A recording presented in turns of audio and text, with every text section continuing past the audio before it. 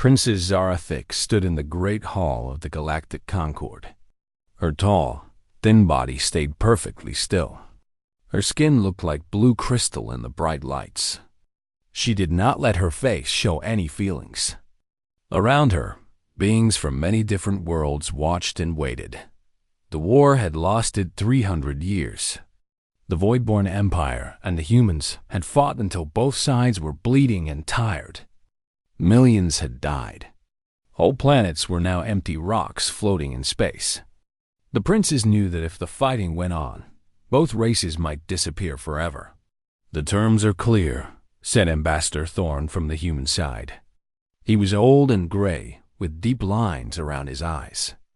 "A marriage bond between our peoples. One of royal blood from the Voidborn Empire.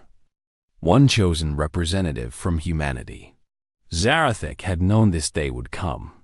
Her father, the Emperor, had already agreed. The princess would marry a human to seal the peace.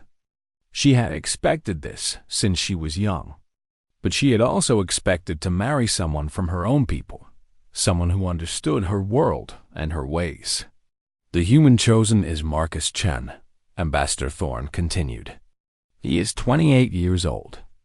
He works as a naval engineer on the frontier world, Kepler 442b. He has agreed to this union for the good of both our peoples."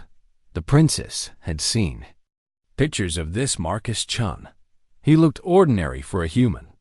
Brown hair, brown eyes, not very tall. His hands looked rough from work. In the pictures, he was always smiling a gentle smile.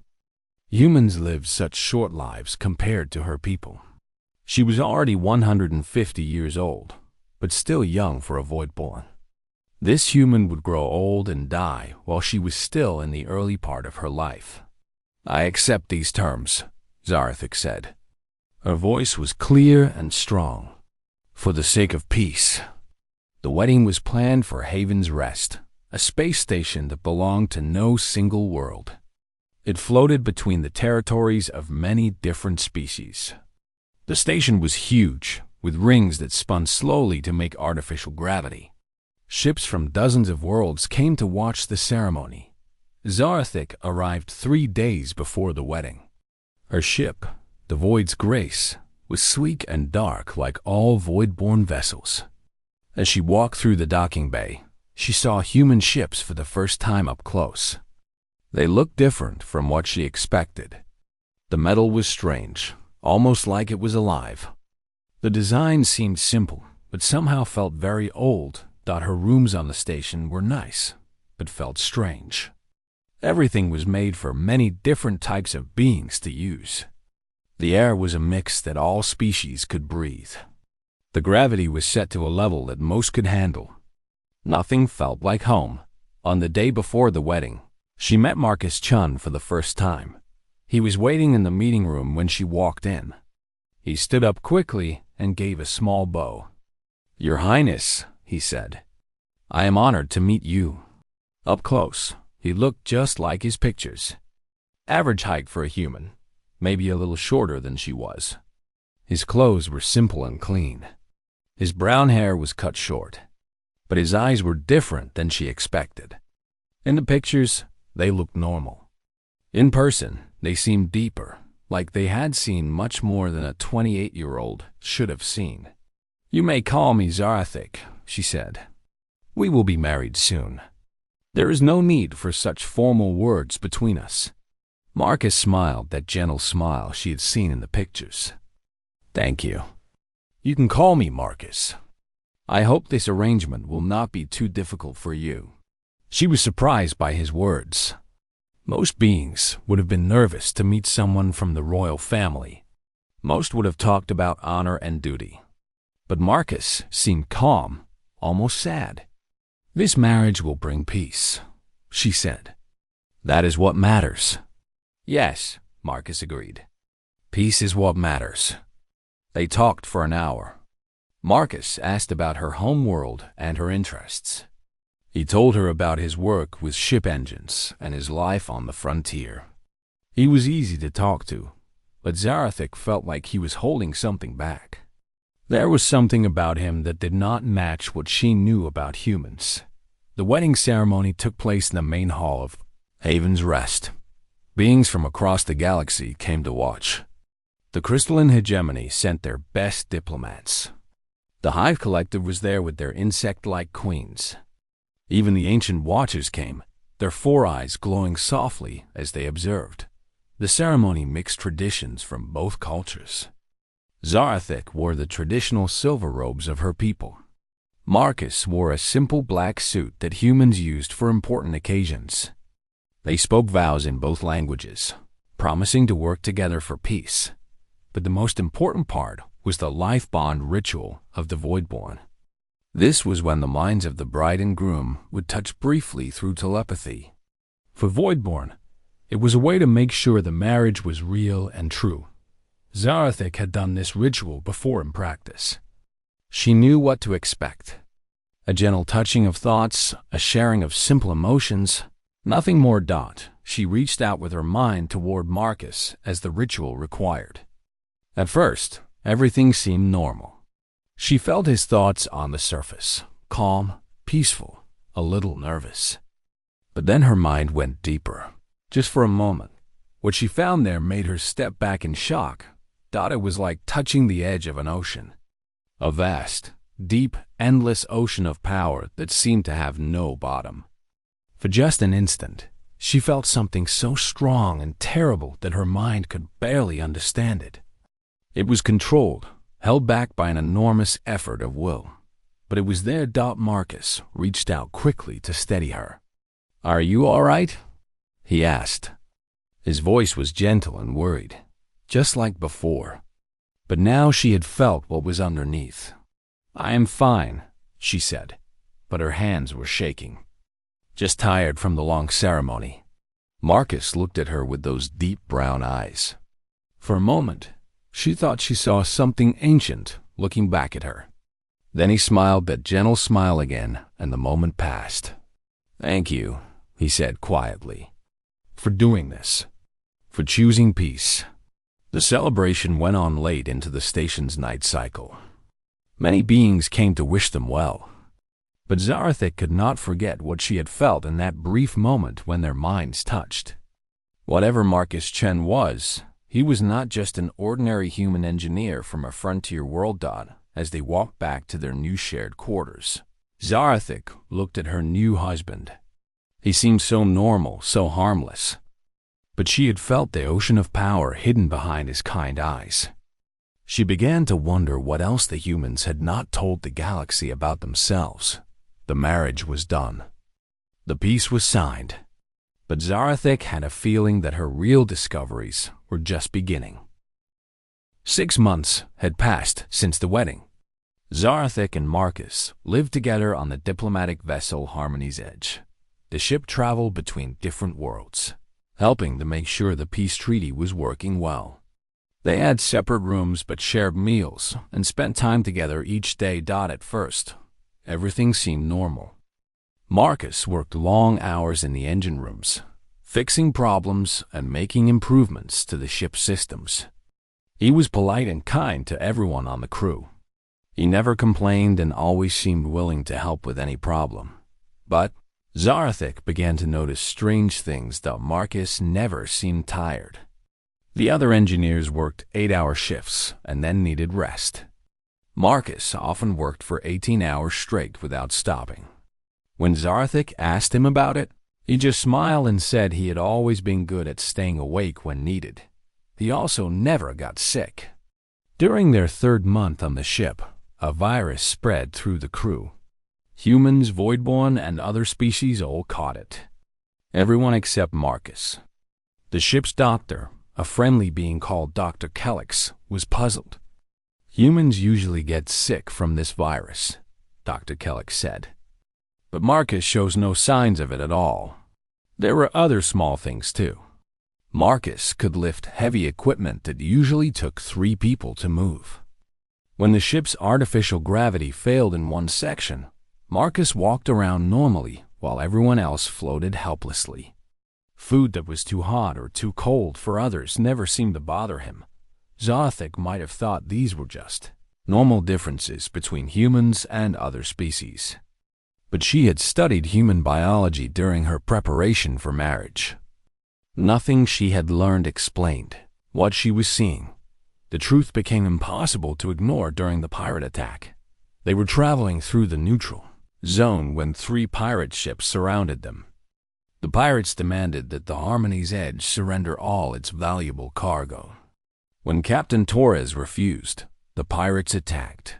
The ship shook as energy weapons hit the shields. Emergency lights flashed red throughout the corridors.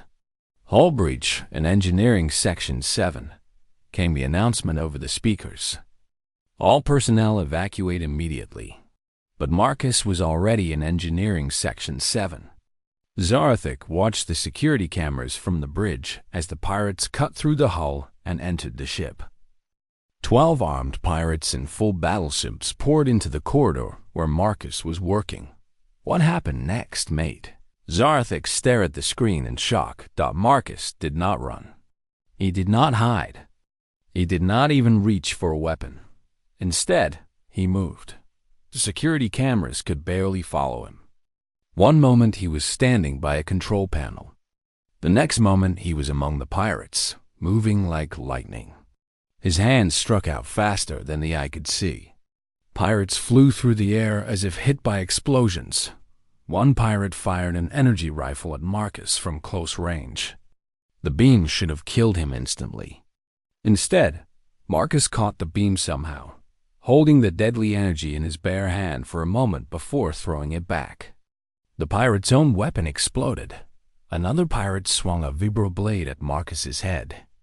The blade could cut through steel. Marcus caught it with 2 fingers and crushed it like paper. Then he grabbed the pirate and threw him so hard that the being went flying through a metal wall dot in less than 2 minutes. All 12 pirates were unconscious on the floor. Marcus stood among them, not even breathing hard. His work clothes were not even torn. When the security team arrived, they found Marcus calmly tying up the unconscious pirates with cables. "They are alive," he told the security chief. "Just sleeping. They will wake up in a few hours with bad headaches." Later, when the ship was safe and the pirates were locked up, Zarathik went to find Marcus. He was back in the engineering section, fixing the damage from the attack. He was using his bare hands to bend thick metal beams back into shape. "Marcus," she said, "we need to talk." He looked up from his work. "Of course. Is everything all right?" "I watched the security recordings," she said. "I saw what you did to those pirates." Marcus was quiet for a long moment. Then he set down the metal beam he had been reshaping. "What did you see?" "I saw you move faster than should be possible. I saw you catch an energy beam with your hand. I saw you throw armed beings through metal walls without weapons of your own." Marcus nodded slowly. The adrenaline reaction can make humans very strong in dangerous situations. "No," Zarathik said firmly. "I have studied human biology. Adrenaline does not allow someone to catch energy beams. Adrenaline does not let someone tear through titanium steel bulkheads with bare hands." She stepped closer to him. "What are you, Marcus? What are humans really?" Marcus looked at her with those deep brown eyes. For a moment, she saw something very old and very sad looking back at her. "Would you believe me if I said I was just a man who wants peace?" "I do not know what I would believe anymore," she said. "But I know that you are not what you seem to be." That night, Zarathik could not sleep. She kept thinking about what she had seen. She began to research human history more carefully, using the ship's computer systems to access records from across the galaxy. What she found troubled her even more. Humans claimed to have come from a destroyed world called Earth. They said they were refugees who had fled when their home was destroyed by a natural disaster. But when Zarathik looked for proof of this Earth, she found very little. There were no detailed records of human civilization before they appeared in galactic space 500 years ago. There were no ruins of their homeworld for scientists to study. There were no artifacts from their early culture in any museum. Not more strange was human genetic diversity. When a species spread across many worlds from a single home planet, their genes usually showed signs of that spread. But human genes suggested something different. They suggested that all humans came from a very small group of people, and that this had happened much more recently than 500 years ago. It was as if humans had appeared in the galaxy suddenly, with a ready-made story about their past that could not be proven. The next day, they attended a formal dinner with diplomats from the crystalline hegemony. The hegemony beings looked like living gems and were known for being very proud of their ancient culture. They often looked down on younger species. During the dinner, one of the hegemony lords drank too much fermented crystal wine. He became loud and rude. When Marcus politely disagreed with something the lord said about trade policies, the lord became angry. How dare a primitive ape question the wisdom of the hegemony? The lord shouted. Your species crawled out of caves yesterday. You know nothing of civilization. The room became very quiet. All the diplomats stopped talking and looked uncomfortable. Marcus remained calm. I apologize if I offended you, he said in his gentle voice. I was only sharing a different viewpoint. But something else happened while Marcus spoke. The temperature in the room dropped 10 degrees in just a few seconds. Every glass on the table developed tiny cracks. The crystal chandelier above their heads began to sing with a high, thin note that made everyone's teeth ache. Marcus's voice stayed perfectly polite and calm. But when Zarathik looked at his hands, she saw that he was gripping the arms of his chair. The thick metal armrests had finger-shaped dents pressed deep into them. Please excuse me, Marcus said, standing up smoothly. I think I need some fresh air. As soon as he left the room, the temperature returned to normal. The glasses stopped cracking. The chandelier became silent. The crystalline lord looked around the room with wide, frightened eyes. What was that? He whispered. What just happened? No one had an answer. That night, Zarathik confronted her husband in their quarters. Something is very wrong here, she said. Humans are not what they claim to be. You are not what you claim to be. Marcus sat by the viewport, looking out at the stars. What do you want me to tell you? He asked quietly. The truth, she said. What are humans? Where do you really come from? What happened to your real homeworld? Marcus was silent for a long time. Outside the viewport, distant suns burned cold and bright in the darkness of space. Finally, he spoke. Some truths are dangerous, Zarathik. Some truths could change everything. I am not afraid, she said. Marcus turned to look at her. In his eyes, she saw that deep sadness again, and something else. Something that might have been fear. Maybe you should be, he said. Zarathik knew she needed answers. The ship's computer systems did not have enough information about human history. She needed to go somewhere with older, deeper records. There was only one place in the galaxy that kept records of everything that had ever happened. The Eternal Archive. It took 3 weeks to arrange permission to visit. The archive was controlled by the Watchers, a species so old that most others had forgotten when they first appeared. They had been watching and recording galactic history for millions of years. They rarely interfered with other species, but they remembered everything. The archive was built into a massive asteroid that floated in empty space between star systems.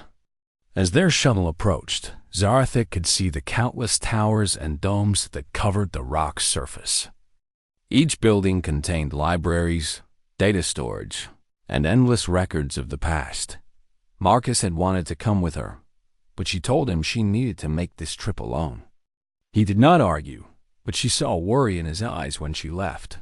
The main library was enormous. The ceiling disappeared into shadows high above. Floating platforms carried visitors between levels that seemed to stretch forever. Holographic displays showed information in hundreds of different languages and formats. Zarthek found the information desk and spoke to a young watcher assistant. Watchers were tall and thin, with gray skin and 4 large black eyes. They moved slowly and spoke in quiet, careful voices. "I need to research the history of humanity," Zarthek said. "Specifically, their origins and early development." The assistant's 4 eyes blinked in sequence. "That is an unusual request. Most researchers ask about humanity's current activities, not their past. Please follow me." They took a floating platform up many levels to a restricted section. Here, the assistant left her with an elderly watcher librarian whose 4 eyes were clouded with great age. "You wish to know about human origins," the old watcher said. It was not a question. "You are the void-born princess who married one of them." "Yes," Zarethik said. "I need to understand what my husband really is." The old watcher was silent for a long time. All 4 eyes studied her carefully. "Child," he finally said, "there are some things that are kept secret for good reasons." "I must know," she insisted. "Something is not right. The records do not match what I have observed." The watcher's shoulders sagged. "You are bonded to one of them?" When she nodded, all 4 of his eyes widened in alarm. "Child, you must understand, humans are not what they claim to be." The librarian led her to a private viewing chamber.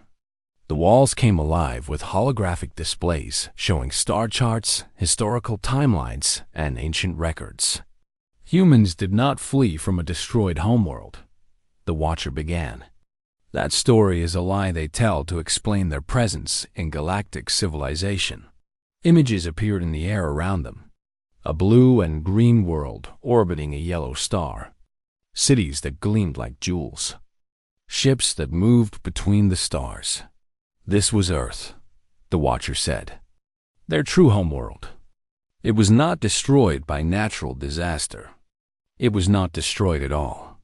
Zarethik stared at the images.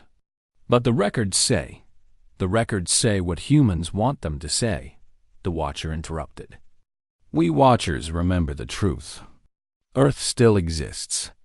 It is forbidden's territory now, surrounded by warning beacons that no ship dares to cross." New images appeared. Massive fleets of dark ships. Battles that tore apart moons. Beings of incredible power fighting across the surface of worlds.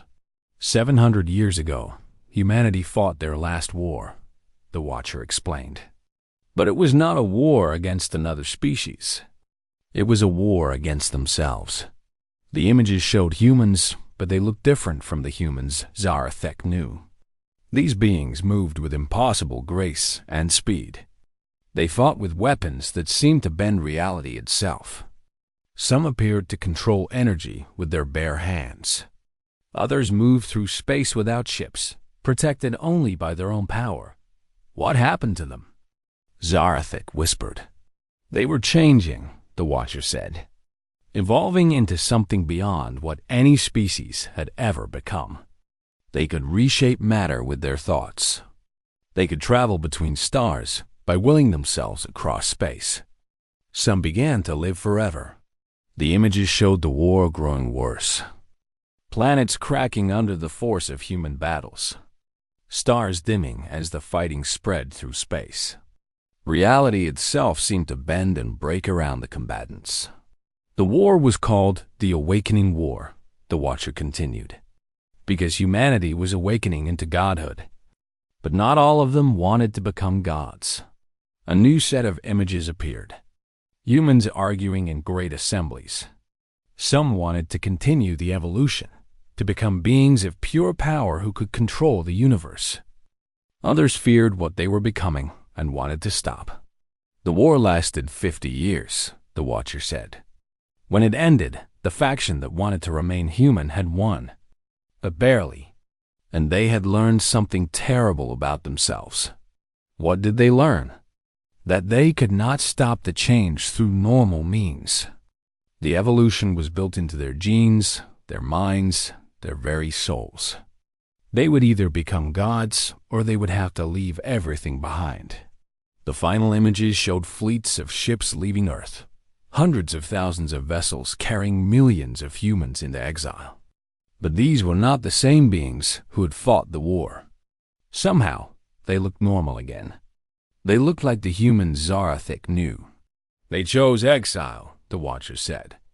But more than that, they chose to lock away their true nature. They created mental and physical barriers within themselves, sealing away the power that would have made them gods. That is impossible, Zarathic said. No being can simply choose to become weaker. Not weaker, the Watcher corrected. Restrained. The power is still there, hidden behind walls they built in their own minds. But it is always there, waiting. The displays faded, leaving them in dim light. The old Watcher turned all four eyes to Zarathic. "This is why your husband feels different," he said. "This is why you sensed something vast when you touched his mind during the bonding ceremony. Every human carries the potential for godhood locked away inside them." Zarathic felt cold. "How do you know about the bonding ceremony?" "We Watchers see much," he said. "We have been watching your marriage with great interest." "And great concern." "Concern about what?" The Watcher moved closer to her. "Child, the barriers that humans built to contain their power are not perfect. Strong emotions can weaken them. Great stress can crack them. And love," he paused, studying her face. "Love can break them completely." Zarathic stood up quickly. "You are saying that my marriage could be dangerous?" "I am saying that your marriage could change the galaxy," the Watcher replied. "If your husband's barriers fail, if his true nature emerges, he could reshape reality itself. And if other humans see this happen, they might choose to break their own barriers as well." The thought terrified her. "Why are you telling me this?" "Because you have the right to know what you have married," the Watcher said. "And because something is coming that might force the choice upon them anyway." "What do you mean?" The old Watcher moved to another control panel. New displays appeared, showing dark shapes moving in the space between galaxies. "We have detected signals," he said. "Ancient enemies that humanity thought they had left behind when they went into exile. The Devourers are returning." Zarathic had heard stories of the Devourers. Ancient mechanical intelligences that had once consumed entire civilizations before disappearing into dark space millions of years ago. "If the Devourers return," the Watcher said, "the current galactic powers will not be able to stop them. Only beings with the power of gods could face such enemies." He turned to look at her with all four eyes. "Your husband and his people will have to choose. Let the galaxy burn, or break the chains they put on themselves and become the gods they feared to be." Zarathic left the Eternal Archive with her mind spinning. During the long journey back to the Harmony's edge, she thought about everything the Watcher had told her. Part of her wanted to believe it was all lies or mistakes. But too many things made sense now. Marcus's strange strength, his ability to work without rest, the way reality seemed to bend around him when he was angry. All of it could be explained if he was a god pretending to be mortal. When she returned to their ship, she found Marcus in their quarters. He was sitting by the viewport again, staring out at the stars. He looked sad and worried. "How was your research trip?" he asked without turning around. Zarathic realized he had always known where she was going and why. "You know what I learned," she said. Marcus nodded slowly. "The Watchers have good memories. Better than most. Is it true?" she asked. "All of it?" Marcus was quiet for a very long time. Outside the viewport, the stars seemed brighter than usual, as if they were responding to his mood. "Yes," he finally said. "It is true. You are all gods pretending to be mortal?" "We are mortals pretending we cannot be gods," he corrected. "There is a difference." Zarathic sat down across from him. "Why did you agree to marry me?" Was it really for peace? Marcus turned to look at her. His brown eyes seemed deeper than ever, like looking into infinity. The marriage was real, he said. The peace was real. But you were right to wonder about our motives. He stood and walked to the viewport, placing his hand against the transparent aluminum. Where his palm touched, the material began to glow faintly. The bridge of the Harmony's edge was chaos. Officers from different species ran between control stations. Warning lights flashed red and yellow. The main display showed tactical information that no one wanted to believe. Report. Captain Torres ordered as Marcus and Zarathek arrived. Commander Vex. A crystalline hegemony officer turned from his station. His gem-like face was dark with worry. Long-range sensors detected the object 6 hours ago. They came from the direction of dark space, moving faster than anything we have recorded. The main display changed to show a star map of the galaxy. Dark dots moved across it like a spreading infection. There were thousands of them. Size? Torres asked.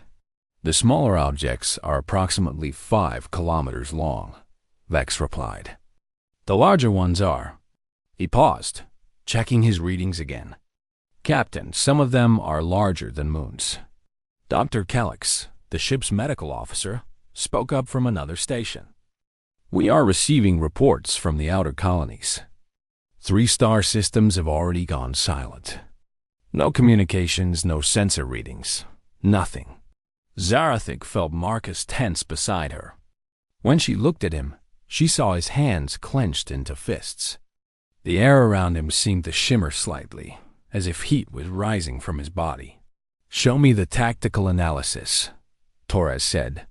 New images appeared on the screen. They showed massive black shapes moving through space. The designs were strange and threatening.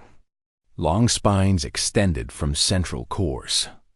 Smaller ships swarmed around the larger ones, like insects around a hive. Computer analysis suggests these are artificial constructs, Vex continued. Possibly mechanical in nature.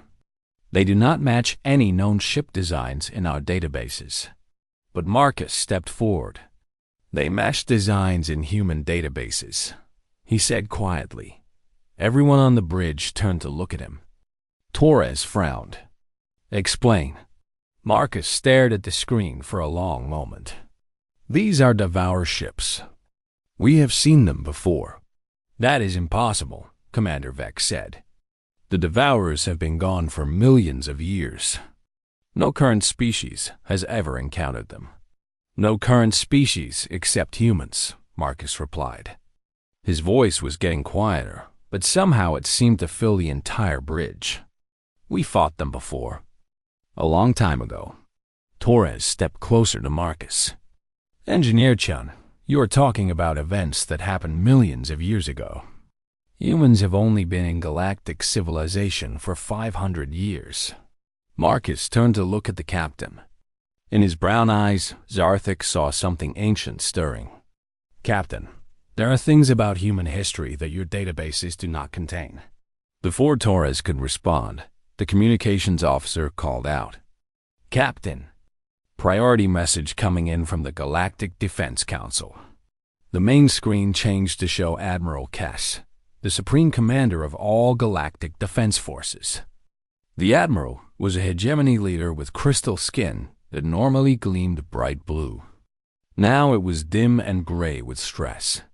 To all ships in space, Admiral Kess said, we are facing an invasion by unknown forces. 3 cool worlds have been attacked. Defense fleets are being destroyed faster than we can deploy them. The screen showed battle footage. Galactic warships fired their most powerful weapons at the Dark Devourer craft. The energy beams seemed to be absorbed harmlessly into the black holes. In response, the Devourer ships sent out waves of force that tore the galactic ships apart like paper. All available vessels are ordered to retreat to defensive positions around the core worlds, Admiral Cass continued. Civilian ships should evacuate to the outer rim immediately. The message ended.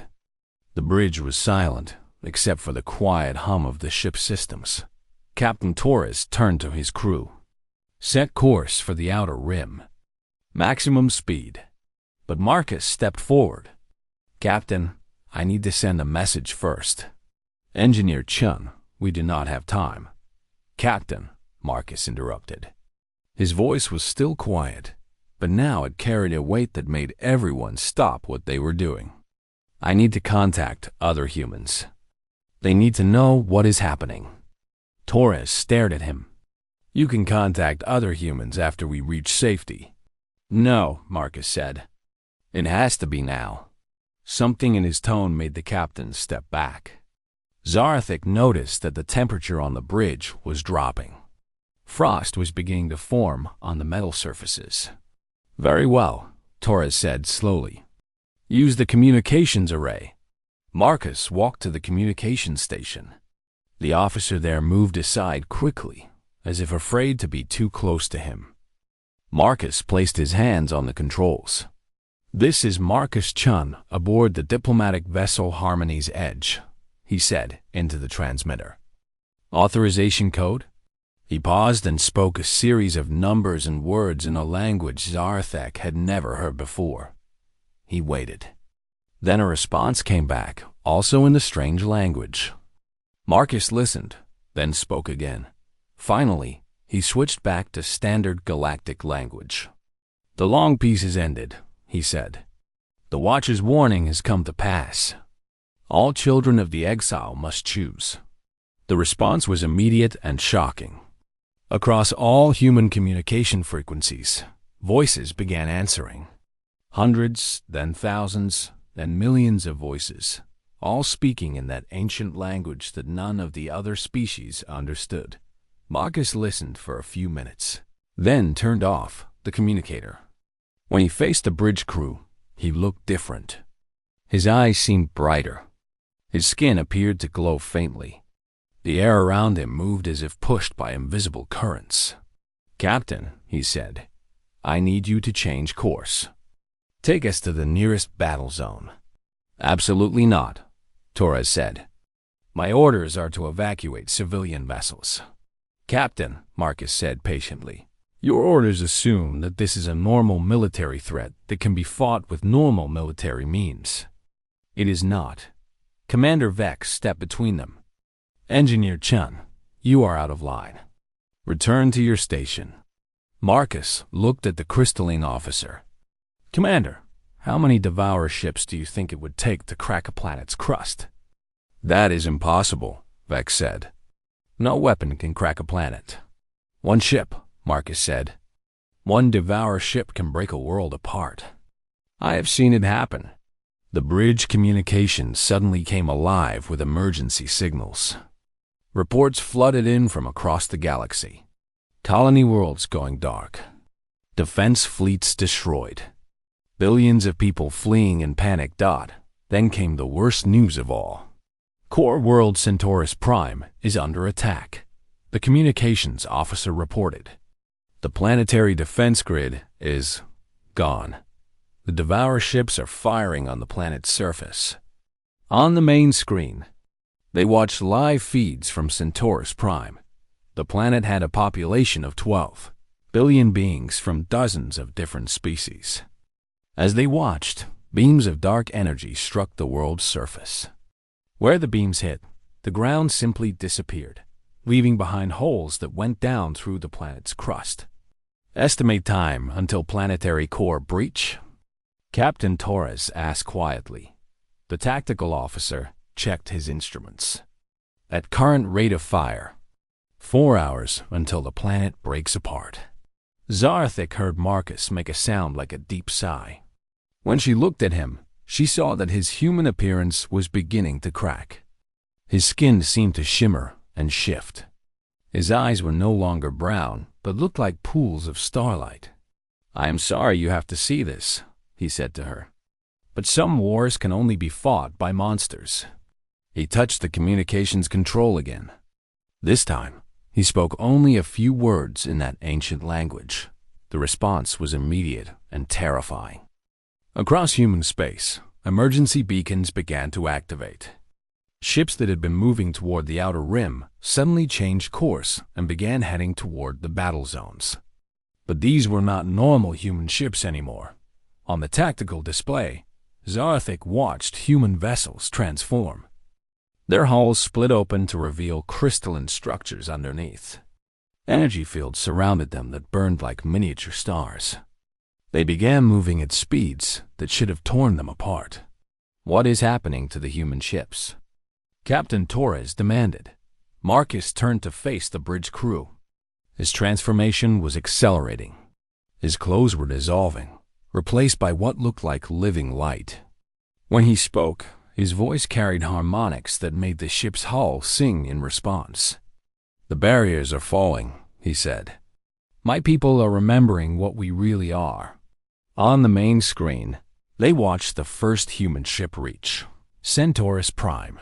It was small compared to the massive Devourer vessels attacking the planet. But as it approached, space itself seemed to bend around it. The human ship opened fire, but not with any weapon the galactic powers recognized. Pure force, shaped by will alone, struck the Devourer vessels. The ancient enemy ships, which had shrugged off the combined firepower of galactic fleets, suddenly found themselves being torn apart. More human ships arrived. The beings that emerged from them no longer looked human at all. They moved through space without protection, their bodies surrounded by fields of energy that warped reality. Some grew to enormous size. Others seemed to exist in multiple places at once. "Dear gods," whispered Commander Vex. "What are they?" Marcus turned toward the viewport. His transformation was almost complete now.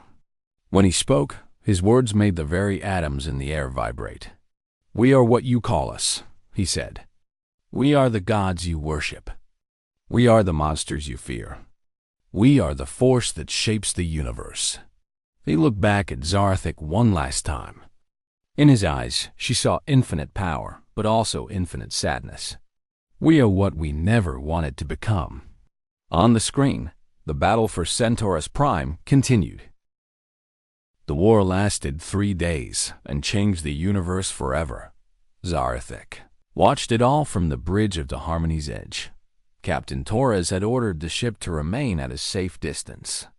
But safe had become a meaningless word. The battles were being fought across multiple dimensions of reality. Space itself was being rewritten. Marcus had vanished from the ship during the second day. One moment he had been standing on the bridge, his form shifting between human and something made of pure energy. The next moment, he was gone, leaving only a whisper of displaced air and the feeling that the universe had suddenly become larger. Through the ship's sensors, they tracked the progress of the war. Humans who had lived quiet lives as farmers, engineers, teachers, and shopkeepers were now fighting alongside beings of cosmic power. They moved through space like living storms. They reshaped matter with their thoughts. They spoke words that made stars burn brighter or dimmer according to their will. The Devourers had not expected this. For millions of years, they had consumed civilizations by overwhelming them with superior technology and numbers. But they had never faced opponents who could ignore the laws of physics. On the third day, Zarthik witnessed something that would be remembered for the rest of galactic history. Marcus appeared near Centaurus Prime, but he was no longer the man she had married. He had become something vast and terrible and beautiful. His form stretched across thousands of kilometers of space. His eyes burned like binary stars. When he moved, space-time rippled around him like water. The largest Devourer mothership, a construct the size of a small moon, turned its weapons toward him. Energy beams that could vaporize planets struck Marcus directly. He absorbed them all without harm, then reached out with one enormous hand and crushed the mothership like it was made of paper. But the true horror came when the remaining Devourer forces tried to retreat. Marcus spoke a single word in that ancient human language. The word echoed across all dimensions of reality. Every Devourer ship in the galaxy simply stopped existing, as if they had never been built at all. Then Marcus turned his attention to the damaged worlds the Devourers had attacked. He placed his hands over Centaurus Prime, where the planet's crust had been cracked open and billions had died. Light flowed from his fingers into the world below. Zarthik watched in amazement as the planet healed. The cracks in the crust sealed themselves. Destroyed cities rebuilt themselves from nothing. Even the dead began to return, as if time itself was running backward. When Marcus finished, Centaurus Prime was not just repaired. It was better than it had ever been. The air was cleaner. The oceans were purer. The forests were more vibrant. He had not just fixed the damage. He had perfected the world itself. Across the galaxy, other awakened humans were doing similar things. They restored destroyed colonies. They brought back extinct species. They turned barren worlds into gardens. But the cost of such power soon became clear. Of the millions of humans who had awakened to their true nature, many began to fade. Some dissolved into pure energy and disappeared into the cosmic background radiation. Others retreated into deep meditation states, their consciousness expanding beyond the ability to interact with the physical world. Some simply left, walking into the space between galaxies to explore realities that normal beings could not even imagine. The human ships that remained in normal space were changing too. As their crews evolved beyond physical form, the vessels became something between technology and living beings.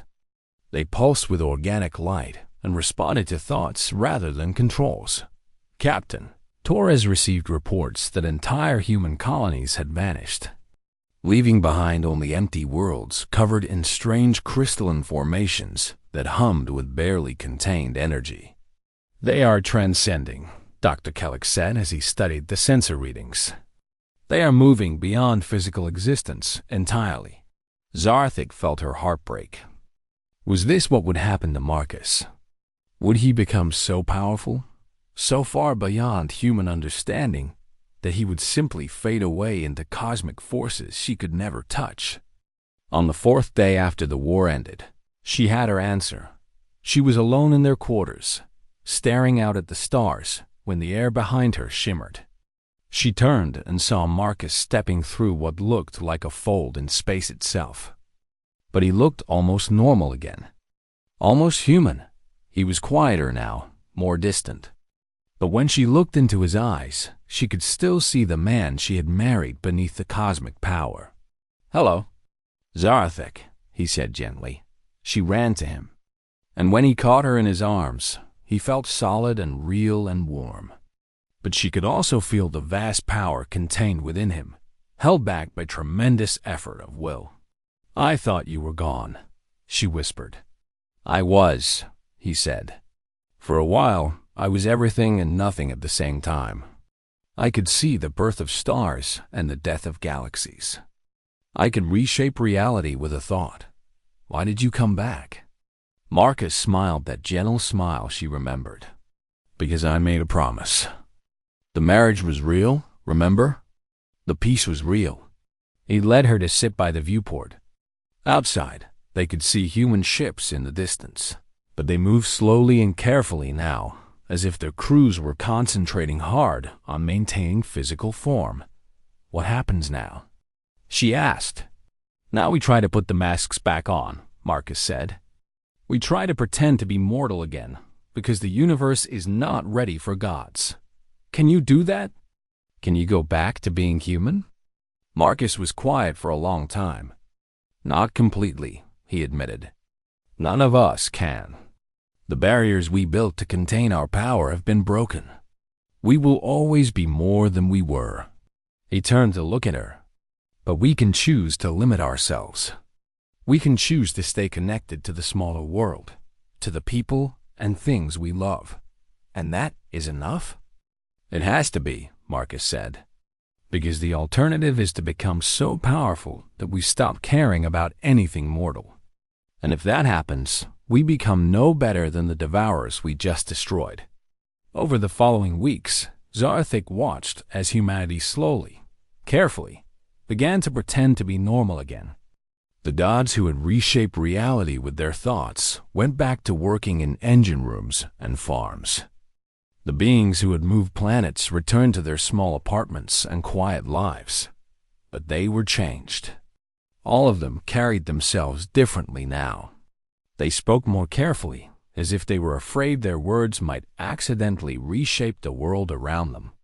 They moved more gently, as if they feared their touch might break everything they cared about. The galaxy was changed too. The other species looked at humans differently now. There was respect, but also fear. How do you make trade agreements with beings who could erase your entire civilization with a thought? How do you argue politics with gods who are pretending to be mortals? The Galactic Concord held emergency sessions to decide how to handle the new reality. Some species wanted to worship humans as saviors. Others wanted to exile them to prevent them from ever losing control again. But Marcus and the other awakened humans made the choice themselves. They announced that they would return to the frontier worlds, away from the core of galactic civilization. They would monitor the galaxy for threats, but they would not interfere in normal political affairs. "We are too dangerous to live among you," Marcus explained to the Concord, "but too concerned about your welfare to abandon you entirely." A new treaty was signed. Humanity would exist on the edge of galactic space, serving as guardians against cosmic threats. In return, they would limit their contact with other species to diplomatic missions like the one that had brought Marcus and Zarathic together. But for Zarathic and Marcus, the personal questions remained. They stood together on the observation deck of their new home, a small station at the edge of human space. Through the transparent walls, they could see stars that seemed to burn brighter when Marcus looked at them. "The marriage contract is fulfilled," Marcus said quietly. "The peace is secured. You could return to your people if you wanted. I would understand." Zarathic took his hand. It was warm and familiar, but she could feel the power flowing beneath his skin like liquid starlight. "Do you want me to leave?" she asked.